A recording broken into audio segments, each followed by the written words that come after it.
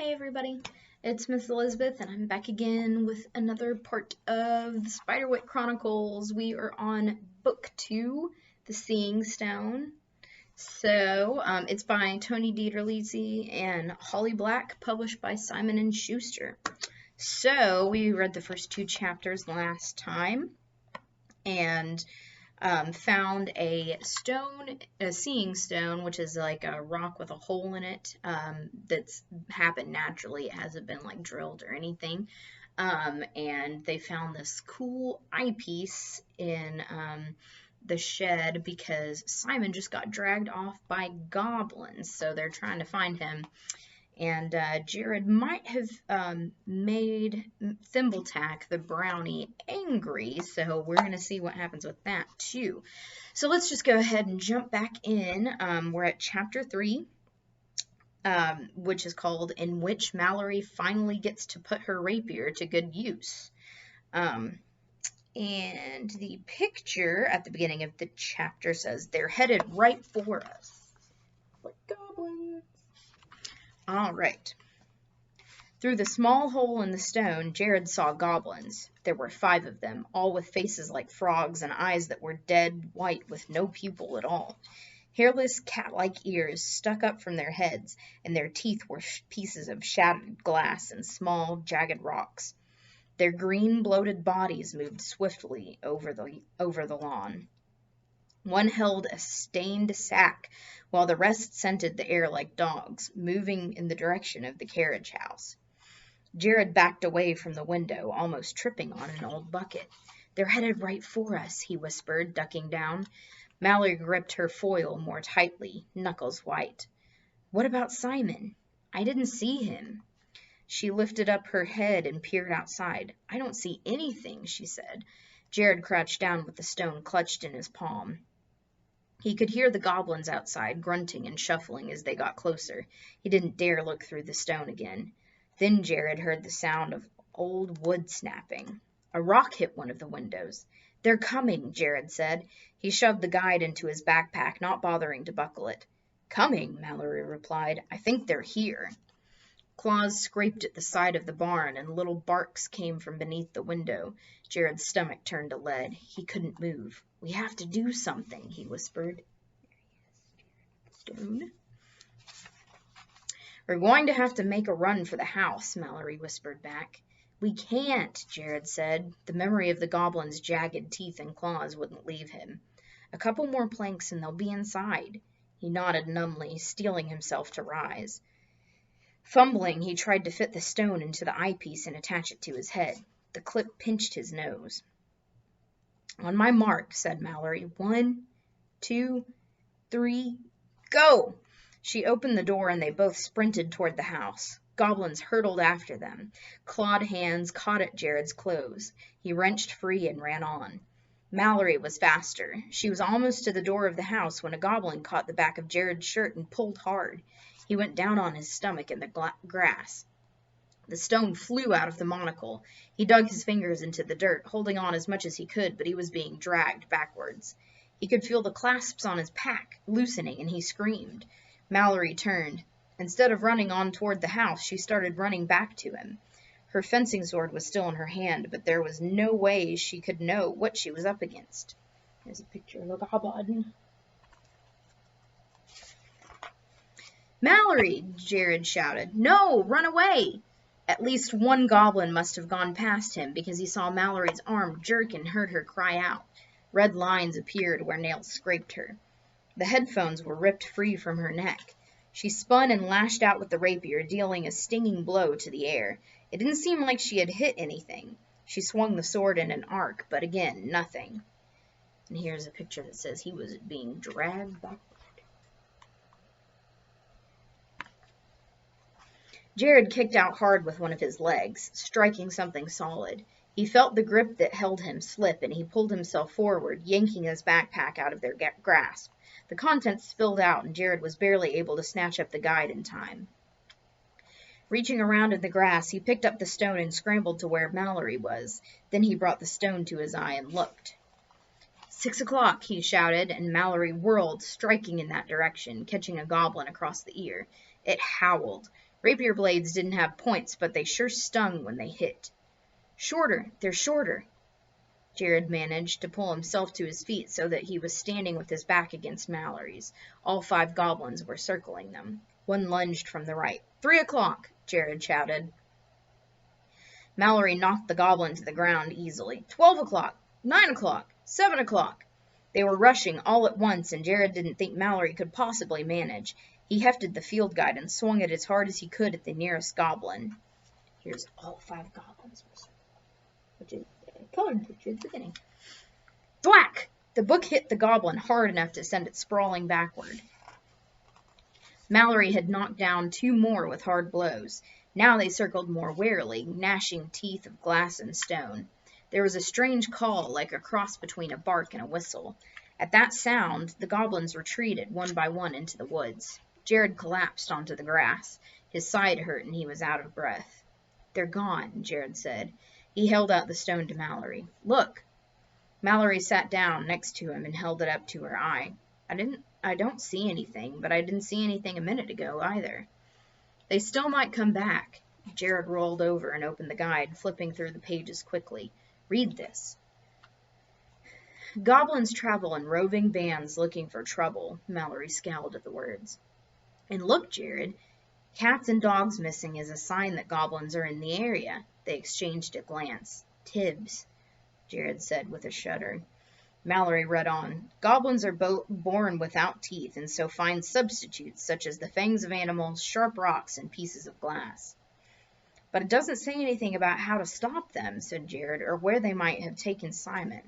Mallory didn't look up from the page. Jared tried to keep his mind from imagining what the goblins might want with Simon. It seemed pretty obvious to him what they did with the cats and dogs, but he didn't want to believe that his brother could be eaten. His gaze fell on the illustration of those horrible teeth. Surely not. Surely there was some other explanation. Mallory took a deep breath and pointed to the illustration.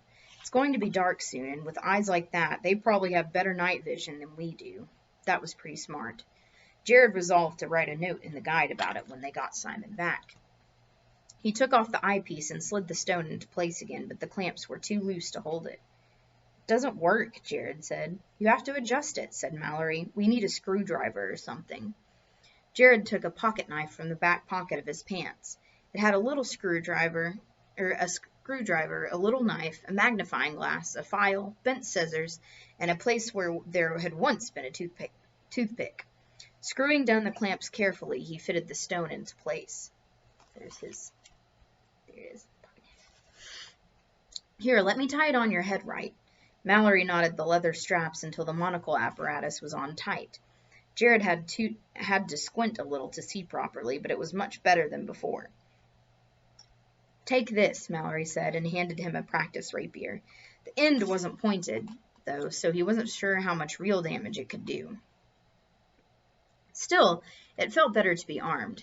Tucking the guide into his backpack, tightening the straps, and holding the sword in front of him, Jared started back down the hill into the darkening woods. It was time to find Simon. Time to find Simon. All right. Chapter 4, in which Jared and Mallory find many things, but not what they're looking for. And the picture says the air was different. Stepping into the woods, Jared felt a slight chill. The air was different, full of the smell of green things and fresh dirt, but the light was murky. He and Mallory stepped through tangles of jewelweed and past thin trees heaped with vines. Somewhere above them a bird started calling, making a harsh sound like an alarm. Beneath their footsteps, the ground was slick with moss. Twigs snapped as they passed, and Jared heard the distant sound of water. There was a streak of brown, and a small owl settled on a low branch. Its head cocked toward them as it bit into the small limp mouse in its claw. Mallory pushed through a knot of bushes, and Jared followed. Tiny burrs caught on his clothes and in his hair. They sidled around the crumbling trunk of a fallen tree swarming with black ants. There was something different about his vision with the stone in place.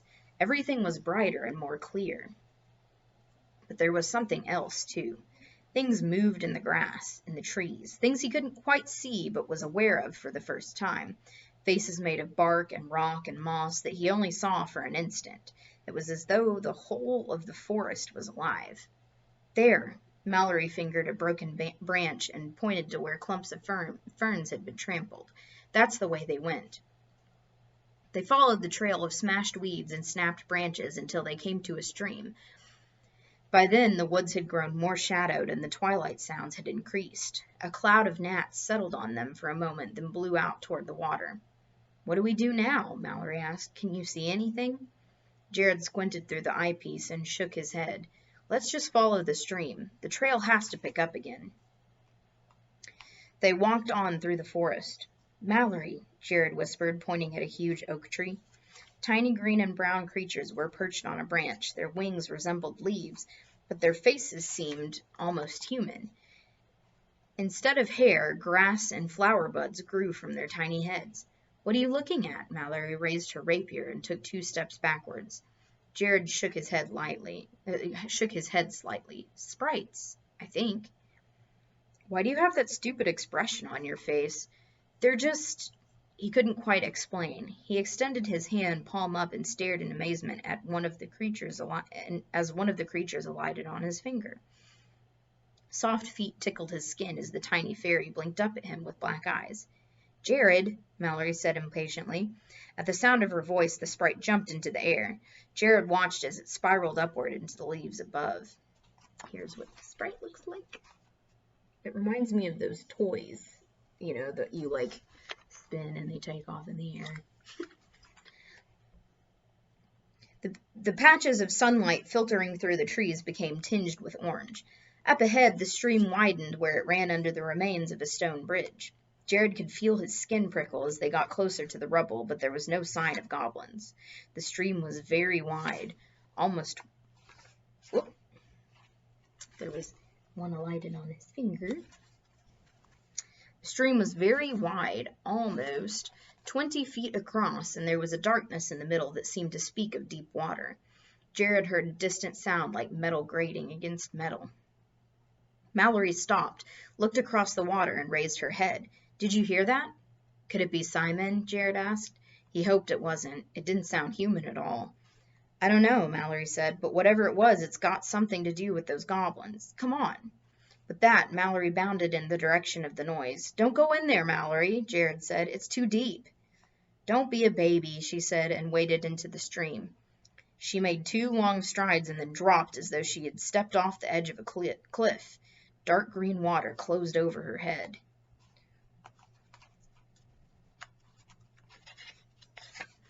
Jared lunged forward, dropping his rapier onto the bank. He plunged his hand into icy cold water. His sister bobbed to the surface, sputtering. She grabbed for his arm. He had pulled her halfway onto the bank when something began to surface behind her. At first it seemed like a hill rising from the water, stony and covered in moss. Then a head emerged, the deep green of rotten river grass, with small black eyes, a nose that was gnarled like a branch, and a mouth full of cracked teeth. A hand reached toward them. Its fingers were as long as roots, and its nails were black with murk. Jared breathed in the stench of the bottom of the pool, putrid leaves, and old mud.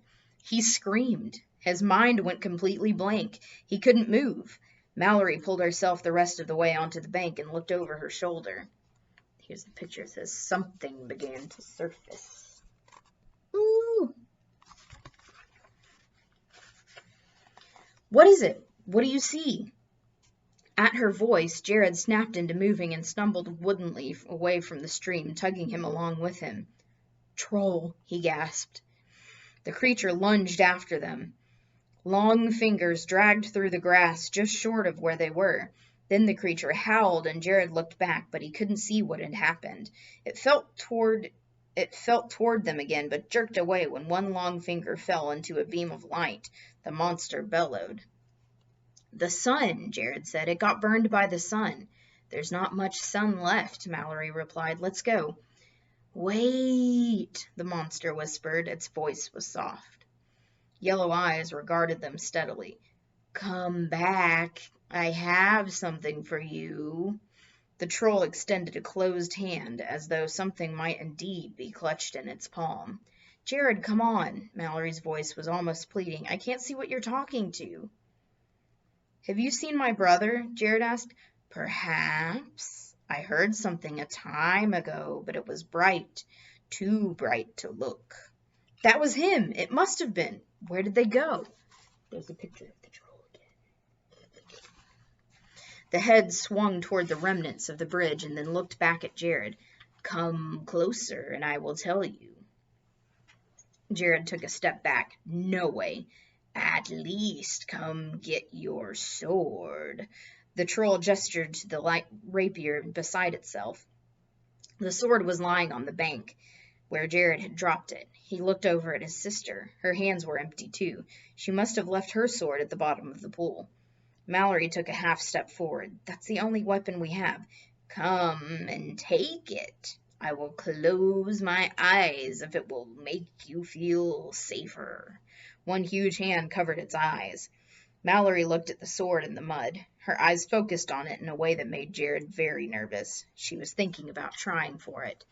You can't even see the thing, Jared hissed. Let's go. But the sword. Jared untied the eyepiece and held it out to her. Her face went pale at the sight of the massive creature, peeking through a gap in its fingers, imprisoned only by the fading patches of sunlight. Come on, she said shakily. No, called the troll. Come back. I'll even turn around. I'll count to 10. It'll be a fair chance. Come back. Jared and Mallory ran on through the woods until they found a patch of sunlight to stop in. Both leaned against the thick trunk of an oak and tried to catch their breath. Mallory was shivering. Jared didn't know if it was because she was soaked or because of the troll. He unzipped his sweatshirt, took it off, and handed it to her. We're lost, Mallory said between gulps of air, and we're unarmed. At least we know they couldn't have crossed the stream, said Jared, struggling to tie the eyepiece back on his head. The troll would have gotten them for sure. But the sound was on the other side. Mallory kicked a tree, chipping off bark. Jared's nose caught the scent of something burning. It was faint, but he thought it smelled like scorched hair. Do you smell that? Jared asked. That way, Mallory said. They crashed through the brush, heedless of the scratches twigs and thorns made along their arms. Jared's thoughts were all of his brother and fire. Look at this, Mallory stopped abruptly. She reached into the grass and picked up a single brown shoe. It's Simon's. I know, Mallory said. She turned it over, but Jared couldn't see any clues except that it was muddy. You don't think Jared can bring himself to say it. No, I don't. Mallory shoved the shoe in the front pocket of her sweatshirt. He nodded slowly, allowing himself to be convinced. A little farther, and the trees began to thin. They stepped out onto a highway. Black asphalt stretched off into the distant horizon. Behind it all, the sun was setting in a blaze of purple and orange. And on the shoulder of the road in the distance, a group of goblins huddled around a fire. Here's an illustration. It says, a single brown shoe. So that is the end of chapter 4. I'm going to go back a few pages real quick because there was a picture that was unrelated to where we were. But I wanted to show y'all. Let me bookmark. So earlier when they were looking at the newspapers in the video, previously, our previous video, there was one that was a newspaper clipping about a missing boy. It says, clipping from Pennsylvania newspaper reporting the disappearance of Arthur Spiderwick's older brother, Theodore, in 1885. Found among Arthur Spiderwick's papers. Says, Theodore Spiderwick, age 10, local boy lost. Authorities confirm lost lad was another victim of bear attack. The Springfield Police Department has confirmed that 10-year-old Theodore Spiderwick, missing since early last Thursday evening, is yet another victim of the bear attacks that have now claimed the lives of at least 3 other children. The boy's younger brother, Arthur, age 8, was witness to the heinous attack and claimed the bear was at least 7 feet tall with huge fangs and looked like a troll. When asked to comment on the young boy's statement, Officer K.L. Lewis mentioned that the lad seemed to be severely affected and distressed, and that his imagination must be running wild with all of the confusion and speculation surrounding his older brother Theodore's disappearance. So that is, it's a color picture, so I want to show you guys that. The clip from 1885 of Arthur Spiderwick's brother. Woo! Something about a troll! Alright, so be back soon and we will continue on. We are making good progress through this book. Thank you so much, and I will see y'all soon. Bye.